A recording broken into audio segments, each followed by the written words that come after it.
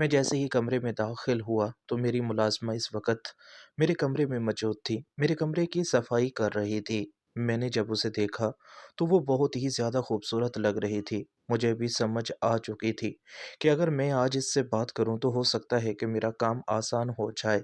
आज मेरे घर पर कोई भी नहीं था। अम्मी-अब्बू जो कि काम के सिलसिले में घर से बाहर गए हुए थे। आज मैं कॉलेज नहीं गया था, मैं घर पर ही मौजूद था। काम करने वाली मुलाज़िमा जो कि अभी तक मेरे कमरे में सफाई कर रही थी, मैंने उसे अपने पास बुलाया। "अरशद खैरियत तो है?" "मेरा नाम अरशद है।" "हाँ, खैरियत है, मेरे पास बैठो।" मैंने जब बैठने को कहा तो "नहीं, मैं अपना काम ख़त्म कर लूँ।" मैंने हाथ से पकड़ कर कहा कि बैठ जाओ, तुम परेशान क्यों हो रही हो? तुम यहाँ मेरे पास बैठ सकती हो, काम तो होते ही रहेंगे। आज आपका मुझ पर बहुत दिल आ रहा है, खैरियत तो है?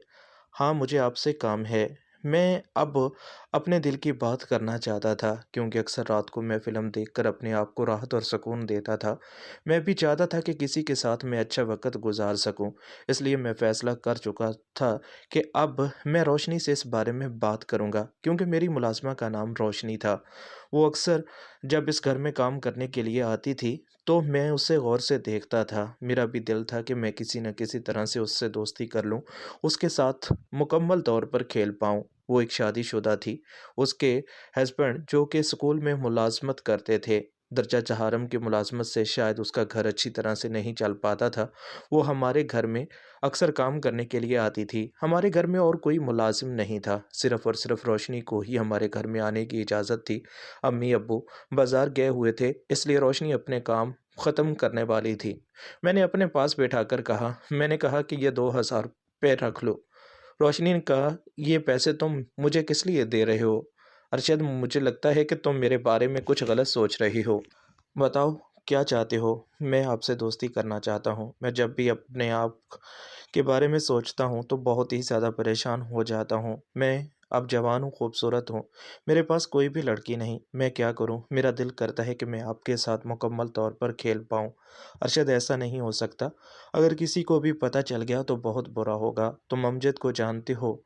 अमजद मेरा शौहर है और उसे पता चल गया तो वो मुझे ना सिर्फ़ काम करने देगा बल्कि हो सकता है कि मुझे अपनी ज़िंदगी से भी निकाल दे। मैं ये सब कुछ बर्दाश्त नहीं कर सकती। नहीं, ऐसा कुछ नहीं होगा। अम्मी-अब्बू तो जल्दी आने वाले नहीं और तुम्हारे शौहर को कौन बताएगा? इसलिए हम अच्छी तरह से खेल सकते हैं।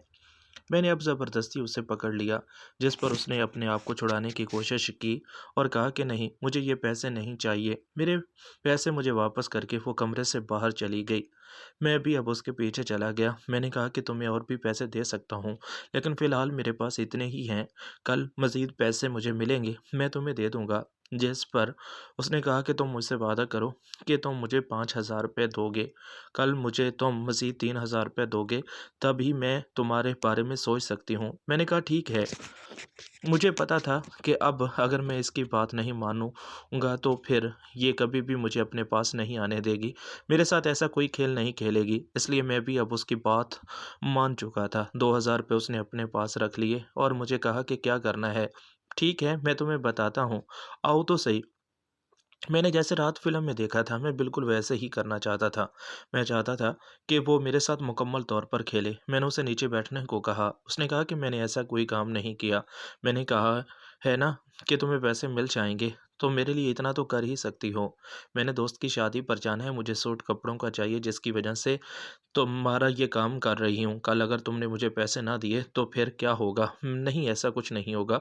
तुम्हें कल पैसे ज़रूर मिल जाएँगे, तुम बेफ़िक्र हो जाओ। लेकिन तुम अब मुझे नाराज़ नहीं करोगी।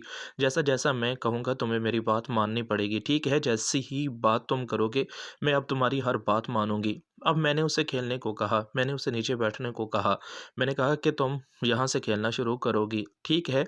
अब वो बहुत ही अच्छे तरीके से खेल रही थी। उसके खेलने से मुझे पता चल चुका था कि वो इस खेल को बहुत ज़्यादा पसंद कर रही है। मुझे लगा था कि अगर थोड़ी देर वो मज़ीद यहाँ बैठकर खेलती रही तो शायद थक जाऊँगा, मैं मज़ीद नहीं खेल पाऊँगा। इसलिए मैंने उसे कहा कि तुम क्या मुझे एक अच्छी-सी पोज़ीशन बनाकर दे सकती हो? हाँ, तुम बताओ किस तरह की पोज़ीशन तुम्हें अच्छी लगती है? मैंने अपना मोबाइल निकाला, मोबाइल पर मैंने मैंने उसे एक पिक्चर दिखाई। मैंने कहा कि ये तस्वीर मुझे बहुत अच्छी लगती है। मैं चाहता हूँ कि तुम इस तरह की पोज़ीशन मुझे बनाकर दो ताकि मैं मुकम्मल तौर पर खेल पाऊँ। ठीक है, मैं तुम्हें इस तरह की पोज़ीशन बनाकर दे देती हूँ। मैं अब खुद बहुत ही ज़्यादा खुश था। उसने जब पोज़ीशन बनाकर दी, मैंने खेलना शुरू किया क्योंकि उसका पहला तजुर्बा नहीं था। आसानी से वो खेल को समझ चुकी थी और वो जैसे-जैसे खेल रही थी उसे खेल काफ़ी अच्छा लग रहा था। वो अपने तरीके से काफ़ी अच्छे तरीके से मेरे साथ खेल रही थी। थोड़ी देर बाद मैंने एक और पोज़ीशन बनाने को कहा। अब उसने किसी भी बात पर एतराज़ नहीं किया क्योंकि मैं उसकी बात मान चुका था। मैंने वादा किया था ना, मैं हर कीमत पर उसे पैसे देने वाला था, इसलिए मैं अपने तरीके से खेल रहा था। थोड़ी देर के बाद मैं बिल्कुल थकने के करीब था। मैं थक चुका था। अब तो तुम्हारा काम हो गया ना? अब तो तुम सीख चुके हो ना? जो कुछ तुम खेलना चाहते थे खेल चुके हो ना? अब मुझे चलना चाहिए, मेरा काम ख़त्म हो चुका है।